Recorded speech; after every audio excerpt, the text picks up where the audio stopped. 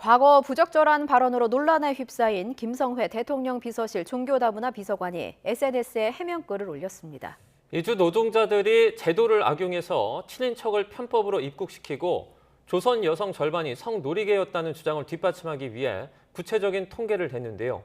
사실인지 팩트체크했습니다. 신지원 기자입니다. 숨기고 있어요. 네네. 정부에서 숨기고 있는데 비공식 조사에 의하면 4%만이 정상적인 중도 입국 자녀입니다. 96%는 다 가짜. 예, 친척 자기 자식이라고 속이고 데리고 가고 그 경우입니다. 외국인 자녀가 부모를 따라 귀화할 수 있도록 돕는 중도 입국 자녀 정책. 이 제도가 친인척 초청권으로 악용되고 있다는 과거 발언이 논란이 되자 김성회 대통령 비서실 종교다문화 비서관이 개인 SNS에 해명을 내놨습니다. 2015년 계명대 김혜순 교수의 논문을 직접 거론하며 관련 실태조사에서 중도 입국 자녀의 92%가 실제 자녀가 아닌 친인척으로 확인됐다고 주장합니다.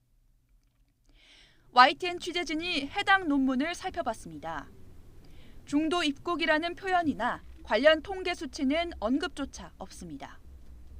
논문 저자에게 직접 물었습니다. 그런 실태조사에 참여하지도 않았고 그런 실태조사가 있는지도 몰랐는데요.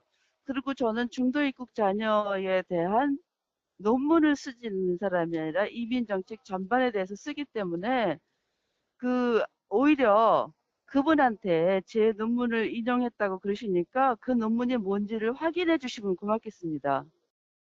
여성가족부와 법무부, 교육부가 매년 중도 입국 청소년에 관한 통계를 조사하고 있지만 이 가운데 실제 자녀가 아닌 친인척 신분으로 편법 귀화한 사례를 조사한 통계는 없습니다.